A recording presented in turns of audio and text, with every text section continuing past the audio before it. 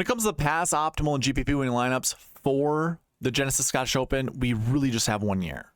Because personally, I did not play European DraftKings when it came to this event in 2021 or 2020. You can see this is all empty.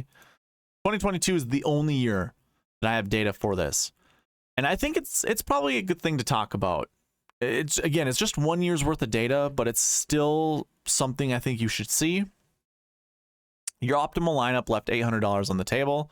It scored 529.5 points. Remember, this was a difficult tournament last year, so there wasn't a lot of scoring.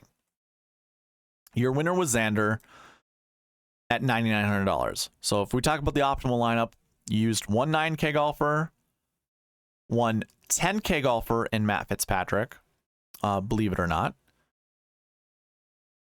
one 8K golfer in Jordan Spieth, one 7K golfer in Cam Tringali, and then two 6K golfers, one in Kurt Kitayama, the other one in Tom Kim. That's pretty unique. And it was kind of interesting because I think when I looked at the buckets, let me go ahead and throw this up, and I scroll over to the salaries and I go down to the optimal lineups.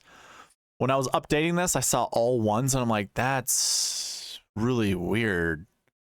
One full 10K, or not one full 10K, but one 10K, one 9K, one 8K, one 7K, one high 6, and one low 6. So I thought that was like really interesting when I was, putting that stuff together. You can see that it's kind of that whole bucket system was a little incomplete, and that has a lot to do with us only having 1 year's worth of PGA Tour data for this event. So yeah, 10-9-8, 7-6-6. And again, I always advocate you start 10-9-8, 7-7-6, and you can make up to 2 substitutions. For this lineup, we subbed 1-7 down to a 6, and that's how we get it. It is worth noting seeing all the 10Ks and 9Ks that are up there. So if you're kind of hemming and hawing, should I play a 10K golfer? Well, there's one right here. I guess, how about this? Let me throw a filter on here. And you can see what the salaries did. Sky Scheffler missed the cut, 11-2 last year. Rahm, 55th. JT, 85th. But then your next two top price guys, 10-1 Matt Fitzpatrick and 9-9 Xander Schauffele. They were in the optimal lineup, finished 6th and 1st. And then you also had Patrick Cantlay, also in the 9K range, finished 4th. I guess we have one more 9K golfer to talk about, and that was Cam Smith last year, finishing 10th. So, the optimal lineup was kind of stars and scrubsy. I don't know if I really would go that route this year. Maybe it works out. Again, usually we don't see that happen very frequently. Now, going back to, let's talk about the GPP winning lineup. We talked about the optimal lineup. Your GPP winning lineup scored 486.5 points. Now, that was about 40 points below the optimal. It left $100 on the table, and it started with Matt Fitzpatrick at 10-1. And then it did Xander at 9-9, Cantlay at 9-6, so superstars and scrubs. Had Kurt Kitayama, by the way, 6,700. Then a European golfer. This is the first European golfer we have talked about so far. $6,900. And then scrolling down, it also had another European golfer in Brandon Grace, but Brandon Grace had been a part of the PGA Tour for some time. I don't know if he was there, but he's more of a prominent DP World Tour guy. So that was a 10-9-9,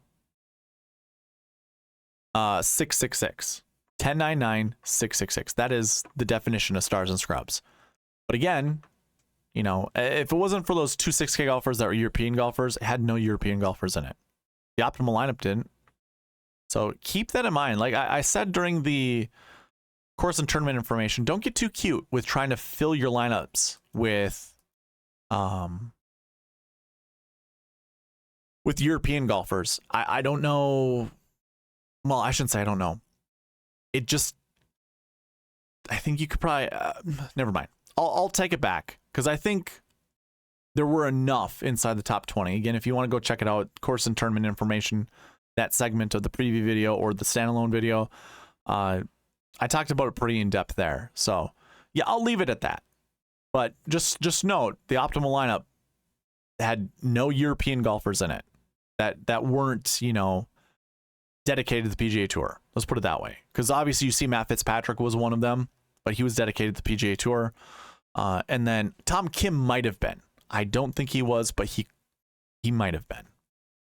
Anyways, that's all that I really have when it comes to the optimal versus the GPP. Now, I did have a Sweet Spot optimal, but that did not. Oh yeah, it did actually. It outperformed the GPP, but that also started with the same golfers: Fitzpatrick, Schauffele, Spieth, Kitayama, and Tringali. But then we go with Dietrich as opposed to Tom Kim.